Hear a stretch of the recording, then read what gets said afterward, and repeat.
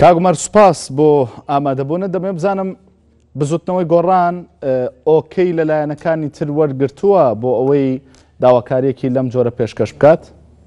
سپاس بۆ جەناب بۆ بینەرانی NRT ئەوەی من بۆ خۆم ئاگادارم بزوتنەوەی گۆڕان لە پرۆژە چاکسازیەکەیە کە ڕایگەیان جۆرێ لە جۆرەکان داوای کردووە کە حکوومەتی هەرێمی کوردستان حکوومەتێکی شکست خواردووە و پێویستە متمانەی لێوە بگیرێتەوە، بەڵام لە بواری عملیەوە ئێمە من بۆ خۆم پێش لە ڕۆژی نۆی مانگەوە یاداشتێکم ئاراستەی بەڕێز سەرۆکی ئامادە کردو بۆی ئاراستەی بەڕێز سەرۆکی پەرلەمانی بکەم و داوام کرد لە ئەندام پەرلەمانەکانی هاوڕێم لە گشت فراکسیۆنەکان بۆ ئەوەی بێن و واژۆی ئەو یاداشتە بکەن بۆ داواکردنی کۆبنەوەیکی نائاسایی ئەوەندە چاوەڕێی حیزبەکان نەکەین، چکە کۆبنەوەی حیزبەکان و لیژنەی بەناو کاراکردنەوەی پەرلەمان شکستی خوارد و ئەگەر ئەندام پەرلەمان بێ و نوێنەرایەتی خەڵک بکە پێویست بەوە ناکە چاوەڕێی حیزبەکان بکە بۆی پەرلەمانێکی کۆ بێتەوە بە پێی یاسا و بە پێی پەیڕێوی ناوخۆی پەرلەمان مادەکان لەبەردەستماندایە. ڕاستە ئێستا لایەنێکی سیاسی پەرلەمانی پەک خستووە، بەڵام ڕێگەی لەوە نەکردووە کە پەرلەمان کۆ بێتەوە، چکە بە پێی پەیڕێوی ناوخۆ پەرلەمان ئەتوانێت لە دەرەوەی هەولێریش کۆ بێتەوە و من لە ناو یاداشتەکە داوام کردووە کە لە هەولێر کۆ بێتەوە جەڵسی نەبزی برادرانی پارتی بکەین بۆی بزانین تا چەند ڕێگەمان پێ ئەدەن بە سەرۆکایەتی بەڕێز دکتۆر یوسف ئێمە کۆبوونەوەیەکی نائاسایی بۆ پەرلەمان گرێ بدەین. ئەو دانیشتەی کە گرێدرا ئەگەر ڕێگەیان نەدا ئەوە لە دەرەوەی هەولێر بێت. لەم کۆبوونەوەیە من داوام کردووە کە دانیشتەکە داوام کردووە سەرۆکی حکوومەتی هەرێمی کوردستان و جێگرەکەی بێنە پەرلەمان و لەوێ گفتوگۆ بکەین بە پێی مادەی بە پێرگەی 2 لە مادەی 54 یاسای هەڵبژاردننی ساڵی 1992 ئەگەر ئەندامانی پەرلەمان قەناعەتیان حکوومەت نەیتوانێت قەناعەت بە ئەندامانی پەرلەمان بێنێ بەو بەرنامەیە کە لەژێر بۆ تایبەتی لەسەر قەیرانی دارایی و موچەی کارمەندەکان ئەوە متمانە لە سەرۆکی حکوومەت و لە کابینەی هەژ وەربگرینەوە و کەسێکی کە ڕابسپێرین، بەڵام کێشە یاسایەکە لێرا دروستە بێ کێ ئەو کەسە ڕاستپێرێ لەبەرەوەی سەرۆکی هەرێم ئێستا بە پێی یاسا سەرۆکی هەرێممان نییە. باشە کاگومەر بن دەبیست بابەتی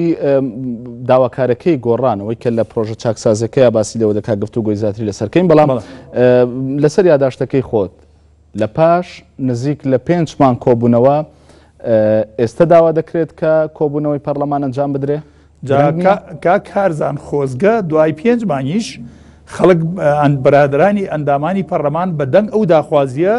متەواضعی منیشەوە بەهاتنایە. من ئەوە لە نۆی مانگەوە ئەم یاداشتەم ئامادە کردووە و نردومە بە ڤایبەر نردومە بۆ زۆربەی برادەرەکانم لە نووسگەی پەرلەمان لە سلێمانی دامناوە، لە پەرلەمان لە هەولێر دامناوە تا ئەم لەحزەیە تەنها 7 کەس ئامادە بووە ئەوە یاداشتەکەی لە بەردەست مندایە. باشە بۆ 7 کەس یعنی خۆ هەر فراکسیۆنی گۆڕان بیستی تێپەڕانە گەر زۆر بەداخەوە سەرۆکی فراکسیۆنی گۆڕان دژایەتی ئەم یاداشتەی منی کردووە و بە ئەو هەندێک لە ئەندامانی پەرلەمان کە واژۆی ئەم یاداشتەی منیان کردووە بەوانی تۆ ئەوە ڕێی بزوتنەوەی گۆڕانی ئێستا من پێم سەیرە تۆ ئەڵی بزوتنەوەی گۆڕان داوای هەڵەشانەی حکومی کردووە لە کاتێکا سەرۆکی فراکسیۆنەکەی ئێمە فراکسیۆن کە دەڵی سەرۆکی فراکسیۆن دژایەتیم دەکات، یعنی بۆ دژایەتی ئەم بۆ یاداشتەکەی گەیشتۆ وازەحە. مەبەستمەوەیە کە فراکسیۆنی گۆڕان لەگەڵ ئەوەدانیە کە پەرلەمان لە ئێستادا کۆ بێتەوە تا ئەم لەحزەیە بەپێی ئەو یاداشتەی من نووسیومە بەپێی قانون داوای کۆبنەوەی نائاساییم کردووە. هانی هەندێک لە برادرانی داوە کە واژۆی ئەو یاداشتە نەکەن لەبەر ئەوە تعبیر لە ڕێی فراکسیۆنی گۆڕان ناکە، تەنها ڕێی شخصی عومەر عنایەت و ئەو برادرانەیە کەوا ئیمزایان کردووە لەسەر. باشە ئەمە وازەحە. هەندێک لە برادران لە فراکسیۆنەکانی کە واژۆیان بێتەوە ئەوەیە بمبورە فراکسیۆنی گۆڕان عومەر عنایەت وەکو ئەندامی پەرلەمانی کوردستان لە فراکسیۆنی گۆڕان لەگەڵ ئەوەدایە کە پەرلەمانی کوردستان کۆ ببێتەوە، بەڵام فراکسیۆنی گۆڕان لەگەڵ ئەوەدانە بۆیە سەرۆکی فراکسیۆن داوا دەکات کە هاوڕەکانتان بۆ خۆیان پابەند نەبن بۆ یاداشتەوەی ئیمزانەکەن. ئەوەی من بیستومە بڵین لەگەڵ کاتێ لەگەڵ ئەو یاداشتەی منانە بن ئەوە تەحسیل حاصلەکەی ئەوە ئەگەیەنێکەوە سەرۆکی فراکسیۆنی گۆڕان لەگەڵ ئەوان نییە کە دانیشتی نائاسایی بکرێت لەبەرەوەی پێوتوە بەکو ئەوەی من بیستومەتەوە، چونکە من قسەم لەگەڵ ئەو نامەیەم نارد بۆ ئەو یاداشتەکەم نردووە بۆ سەرۆکی هەموو فراکسیۆنەکان، ئەوان پەیوەندیان لەگەڵ کردووە ئەوەی بە من گەشتەوە و توێتی ئەوە ڕێی ئێمە نییە لەبەرەوە ئەو برادرانش واژۆیان نەکردووە هەندێک لە برادران لە فراکسیۆنەکانی کە ژواژۆیان کرد بە تەلەفۆن و هەندێکیش لە برادرانی خۆشمان بە تەلەفۆن پەیوەندیان بەمە کرد وتیان ناوەکەی ئێمە بسڕەوە ئێمە واژۆ لەسەر ئەو یاداشتە ناکەین. من تەنها لێرە پرسیارم ئەوەیە ئایا تاکەی ئەبێ ئەندامی پەرلەمان چاوەڕێی حیزبەکان کە بەکو ڕۆبۆت بەدەست حیزبەکانیەوە بێ ئایا ئەو کەسانی کە کۆبوونەوەکانەکەن لە ئەندام پەرلەمانەکان بەتوانترن یا بەتواناترن یا خەمخۆرترن بۆ خەڵکی کوردستان ئایا ئەندامی پەرلەمان ئەگەر هەمیشە چاوەڕێی حیزبەکانیان بکەن ئیتر بۆچی دێتە ناو قاعی پەرلەمان با نەچێتە ناو قاعی پەرلەمان بچێتەوە هەر کاتێ حیزبەکەی ئەمری پێکرد بچێ بۆ ناو قاعە دەنگی بدا وەکو ڕۆبۆت دەستی بەرز کاتەوە بێتەوە. ئێمە قەیرانێکی نوێنەری خەڵکین قەیرانێکی دارایی گەورە لە بەردەمایە بە هەموو فراکسیۆنەکان بە فراکسیۆنەکەی خۆشمەوەڵێم ئەگەر پەرلەمان لەم کاتا هەڵوێستی نەبێ کە سڕ کراوە کە ئیفلیج کراوە و حکوومەت بەویستی خۆی بە ئارەزوی خۆی تەلاتیەنەکە موچەخۆران ئەبرێ بەویستی خۆی کار ئەکا بەبێ چاودێری ئیشی پەرلەمان ئەوەی چاودێری بکە چاودێری حکوومەت بکە کە چاودێری کارەکانی بکە یاسا دەرکان نە یاسا دەرچێ نە چاودێری کە کەواتە حکوومەت ئەوەیە حتا حکوومەت هاتووە لە بری پەرلەمان قراری بۆ ناو پەرلەمان دەرکردووە حکوومەت هاتووە لە بری دەسەڵاتی دادوەری قراری بۆ دەسەڵاتی دادوەری دەرکردووە کەواتە حکوومەت بۆتە شورتەی وەکو شورتەی خەلیجی لێ هاتووە بەویستی خۆی بە ئارزوی خۆی هەرچی بێ ئەیکا کەسیش نییە بڵێ کاکە پشتی چاو برۆیە کەواتە ئەم پەرلەمانی ئێمە دەوری چییە ئللا ئەبێ چاوەڕێ بکەین تا لە بزوتنەوەی گۆڕان و لە سەرکردایەتی پارتی و لە سەرکردایەتی یەکێتی و لە سەرکردایەتی بزوتنەوە و لە سەرکردایەتی یەکگرت و لە سەرکردایەتی کۆمەڵی ئیسلامیەوە و لە سەرکردایەتی حیزبەکانی پێمان بڵێن کاکە ئێوە ئەتوان بچنە ناو قاعی پەرلەمانەوە کۆبنەوە بکەن کەواتە بۆ پەرلەمان نییە بەڕاستی ئەگەر پەرلەمان بەم شێوەیە بێ ئەمە پەرلەمان نییە تەنها نوێنەرایەتی حیزبەکانەکە نوێنەرایەتی خەڵک ناکە ئەگەر پەرلەمان بەم شێوەیە بێ من داوا لە برادەرەکانم لە هاوڕێکان مەکەم ئەوە من یاداشتەکەم نووسیوە حەوت هاوڕێم ئیمزای کردووە ناوەکانشی لای بەڕێستان هەیەوە لە پەیجەکەی خۆشم دام بزانوە من تکاکەم یعنی بەس بێ با پاڵمان هەڵوێستی باشە تۆ لە شوێنێکدا سەر سوورمانی خۆت نیشاندا لەوەی کە چۆن بزوتنەوەی گۆڕان لە ئێستادا داوایەکی لەو جۆرە پێشکەشەکە بەڕوونی تێنەگەیشتم لەوە لە مەسەلەی هەڵوەشانەوەی حکوومەت بەڵام پێشەوە کاگومەر پێشەوەی وەڵامی ئەوم بیتەوە دەمەوێت وەڵامی ئەوم دەست بکەوێتەوانێ وەختێک سەرۆکی فراکسیۆنی گۆڕان دەڵێت ئەم یاداشتە هی ئێمە نیە وەکو فراکسیۆنی گۆڕان یعنی با ئەوە ڕوون بێت لەبەرەوەیە کە فراکسیۆنی گۆڕان لەگەڵ ئەوەدا نیە ئێستا کۆبوونەوەی پەرلەمان ئەنجام بدرێت یان لەبەر ئەوەی یاداشتی عومەر عنایەتە یعنی من وای تەسەورەکەم تەنها لەبەرەوەی یاداشتی عومەر عنایەت ئۆکەی ئەگەر خۆی بیکردە سەر سومەرەکەش پێڵم ئەگەر خۆی بیکردایە پێم وا بوو خۆی کرد بە بەتەلی ساعە بەشەرتێ من ئیعلانم نەکردووە و 9 ڕۆژە بێدەنگی هەڵبژاردووە بەڵامی تر گەشتە سەری ئەسقان من ناکرێت نوێنەری خەڵک لەم پرسیە بۆ هەڵوێستر نییە باشە تۆ بۆچی گفتوگۆت نەکرد لەگەڵ سەرۆکی فراکسیۆنەوە تا تۆ دەڵێ من پەیوەندیم کردو بە سەرۆکی فراکسیۆنەکانی لایەنەکانی دیکەوە بۆ پەیوەندیت نەکرد بە سەرۆکی فراکسیۆنی گۆڕان خۆیەوە پەیوەندیم پێوە کردووە پەیوەندیم پێوە کردو ئەڵێ کاتی نییە ئەو پەیوەندی پێوە کرد ئەڵێ کاتی نییە و دوای بۆم نار بە ڤایبەر جوابی نەدامەوە باشە ئەوە سەر سوورمانەکەم ئەوەیە لەلایەک بزوتنەوەی گۆڕان لە پرۆژە چاکسازیەکە داوای هەڵەشانەی حکوومەتەکە بەڵام لەلایەکیەوە سەرۆکی فراکسیۆنی گۆڕانە بە منەڵێ ئەڵێ کاکە ئێستا کاتی نییە ئەوە سەر سوورمان باشە کاگومەر لە قسەکانی تۆ وا تێگەم چەند ئیشارەتێک هەیە بەوەی کە ناکۆچی هەیە لە ناو فراکسیۆنی گۆڕان داوایە بەڵێ من ناڵێم ناکۆچی بەڵام ئەوەندەی من لی تێگەیشتم کاتێ سەرۆکی فراکسیۆنی ئێمە گۆڕا کە بە ڕێز ڕابوون معروف بوو بە شێوەیەکی یاسایی سەرۆکی فراکسیۆنەکەی تردانەنرا ئێمە داوامان کرد بە شەرتێ من پێم وتن من بە هیچ جۆرێ نامەوێت سەرۆکی فراکسیۆن بوون بەڵام بە شێوەیەکی یاسایی سەرۆکی فراکسیۆنێکی دابنرێ ئەویش هەڵبژاردن لە ناو ئەندامانی پەرلەمانە بکرێت لەو 20 کەسە کەسێک هەڵبژێ بەڵام بەداخەوە سەرۆکی هەڵبژاردن نەبوو نەخێر فەرز کرا بەسەر دانرا یعنی لە بزوتنەوەی گۆڕانەوە لە قیادەی گۆڕانەوە دایان ناوتیان ئەو کەسە ئەبێ کاگرابوون لا ئەبرێ پرسیمان بۆ نەمانزانی بۆ کە ئەویش دانرا بۆ ئەمدانێن نەمانزانی بۆ و من لەو کاتەوە تا ئێستا شێ بەشداری کۆبوونەوەی فراکسیۆنی گۆڕانم نەکردو. باش لەسەر یاداشتەکەی تۆ گفتوگۆی زیاتر دەکەین بەڵام دەمەوێت ئەو سەر سوورمانم پێ بڵیت کە بۆچی وتت پێم سەیرە کە دەڵێ ئێستا بزوتنەوەی گۆڕان داوا بکە حکوومەت ئاخر ئەڵێم سەر سوورمانەکەم ئەوەیە ئەڵێم سرم لەوە سوڕەمێنێ بزوتنەوەی گۆڕان داوای هەڵەشانەی حکوومەتەکە بەڵام سەرۆکی فراکسیۆنەکە بەمە لە کاتی نییە ئەوە سەرسوڕمانی من لەوا بوو. ئایا سەرۆکی فراکسیۆنی گۆڕان ئاگای لە ڕێی بزودنەوەی گۆڕان نییە کە خۆیان داواکەن حکوومەت هەڵبژێتەوە و یاداشتکێنش داوای هەڵەشانەوەی حکوومەتەکە. من باشەوە داوام کردو ئەڵێم با گفتوگۆ بکەین لەگەڵ سەرۆکی حکوومەت و جێگرەکەی ئەگەر ئەندام پەرلەمانەکان نەگەشت نەیانتوانی قەناعەت حکوومەت نەیتوانی قەناعەت بە ئەندام پەرلەمانەکان بێنێ داوای وەرگرتنەوەی متمانەی لێ بکەین و حتا پەنام بردووە بۆ یاسایەک لە یاسای هەڵبژاردنە نەک یاسایەک لە پەیڕەوی ناوخۆ کە بە پێی پەیڕەوی ناوخۆ بە هیچ جۆرە ناتوانین بتمانە لە وەزیر چکە پەیڕێوێکی ناوخۆ ئەڵەی لەگەڵ ڕێزم ئەڵەی تەڵەبەی ئیبتیدایی نووسیوێتەوە ئەوە پەیڕەوی ناوخۆ نیە بێ هەر سەرلەبەری هەڵوەشێتەوە ئێمە دەستیشمان پێکرد بەڵام بەداخەوە حتا لەگەڵ بەڕێز من سەرۆکی پەرلەمانیش قسەم کرد لەگەڵ دکتۆر یوسف باسی ئەم بابەتەم لەگەڵا کرد گوتی هەنگاوێکی باشە تۆ دەستی پێ بکە بزانین تا چەند ئەتوانی واژە کۆ بکەیتەوە بەڵام بەداخەوە دوای 9 ڕۆژ من تەنها 7 کەس ئەم بەڕێزانە ئیمزایان بۆ من کردووە کە ئێڤار خانمە لەگەڵ بێستون فایق لەگەڵ کاک حەسەن لەگەڵ دکتۆر شێرکۆ لەگەڵ دکتۆرە جوان لەگەڵ زولفا خانم ئەو 7 کەسە بۆ من ئیمزا کرد هەندێکیش لە فراکسیۆنەکانی کە ئیمزایان بۆ کردم دوایەوە هەندێکیش لەوانەی خۆشمان دوای ئیمزاکانیان کشانەوە. باشە لە قسەکانی تۆ بە تایبەت لە مەسلەی پەیڕەوی ناوخۆدا ڕوون بوو کە کورسە لە ئێستادا بە پێی داواکاری پارتی دموکراتی کوردستانیش مەسلەی کۆبوونەوەی پەرلەمان ئەنجام بدرێ ئەی گۆڕان چۆن داواکاریەکی لەم جۆرە پێشکەش دەکات کە دەزانێ ناکرێ کۆبوونەوەی پەرلەمان ئاسانە بە پێی پەیڕەوی ناوخۆ کۆبوونی ئاسانە بەس وەرگرتنەوەی متمانە پەیڕەوەکە بخوێنەرەوە سەر لەبەری 90 ئەوەندە مادەیە بە هیچ جۆرێ تۆ ناتوانانی متمانە لە وەزیری وەرگریتەوە ئەم پەیڕەوە بۆ ئەوە دروست کراوە حکوومەت بۆ خۆی نووسیوەتەوە دیارە ئەو پەرلەمانتارانەی لەگەڵ حکوومەتە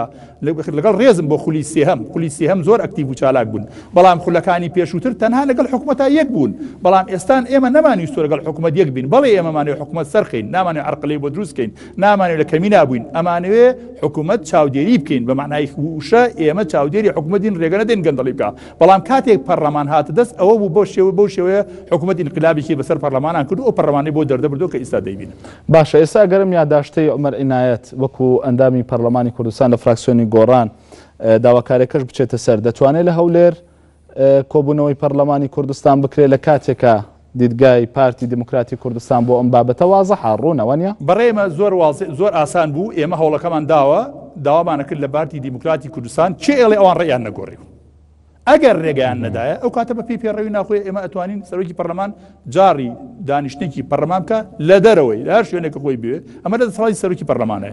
کە دەڵێ زانیاریت هەیە یان تەنیا تەسەورە. بەڕای من ئێستا پارتی نەرمترە لە جاران بە خیتابیان دیارە حتا ئەو بەیانەی ئەمڕۆ کە پارتی دموکراتی کوردستان ئەو بڵاوکراوی کە مەکتەبی سیاسیان دەری کرد پێکەوە ژیان و باسی هەڵکردن و لێبوردن و سنگفراوانی ئەکا لە بەیانەکانە لەبەرەوە بەڕای من ئەکرا جەسێکی نەبزی پارتیشمان کردای وەکو ئەندامی پەرلەمان ئێمە ئیشمان چییە؟ کاکارسان ناکرێ پەرلەمان چاوەڕێ حیزبەکان بێ هەمیشە وا باوە کە حیزبەکان کێشەکانیان لە خلالی فراکسیۆنەکانەوە بیهن بۆ پەرلەمان بۆیان حەل بکە لە خلالی فراکسیۆنەکانەوە ڕنگدانەوەی سیاسەتی ئەوان لە ناوهێنا نەخشی هەبێت و بچەسبێ نەک ئەوەی پەرلەمان چاوەڕێ بێ کەی حیزبەکان کۆ ببنەوە کەی ڕێگە بدەن ئەم پەرلەمانە کۆ بێتەوە ئەم پەرلەمانە ئەگەر بەم شێوەیە بێ پەرلەمان نییە پەرلەمان پێویستە ئەندامی پەرلەمان خاوەنی ئیرادەی خۆی بێت تۆزێک لە بازدەی حیزبەکەی بێتە دەرێ کەمێک واز بێنێ کەمێک بەڕاستی لەو پەتەی کە بەستوێتەوە بەدەست بە قیادەی حیزبەکەیەوە نەختێک بەڕاستی پەتەکە بچڕێنێ بێتە دەرەوە ناکرێ هەر بەم شێوەیە ئێمە چاوەڕێ بین ئایا ئەو کەسانەی لە بزوتنەوەی گۆڕان یا لە مەکتەبی سیاسی یەکێتی یا لە پارتی یا لە حیزبە ئیسلامیەکان ئایا لە ئێمە زیاتر دڵسۆزی ئەو میلەتن ئەگەر لە ئێمە دەبێت بۆچی باشە بەس کاکمەرانی خۆم بابەتە شتێکی تازە نییە لە پاش ئەمە تازەیە کاکارزان لەسەر خوێندنەوەی دووهەم بۆ پرسی یاخود یاسای هەموار یاسای سەرۆکایەتی هەرێمی کوردستان هەر بۆ خۆتان نەبوون کە دەرفەتان نابەلایەنە سیاسەکان بۆی کۆ ببنەوە و دوا بڕیار بدەن و ئێوە بە یاسای پەرلەمانەوە من لەگەڵ ئەوەشانە بووم لەگەڵ ئەوم پەرلەمان بێ ئەگەر پەرلەمانتاری و بە خۆتە ئەنازی بچیتە ناو قاعی پەرلەمانە و تعبیر لە ئیرادەی خۆت و خەڵکیش بکەی و لایەنەکەشت بکەیت کە لایەنەکەی من بزوتنەوەی گۆڕانە من ئەتوانم تعبیر لایەنی خۆم بکەم ئەتوانم پەیوەندی بە لایەنی سیاسی خۆم بکەم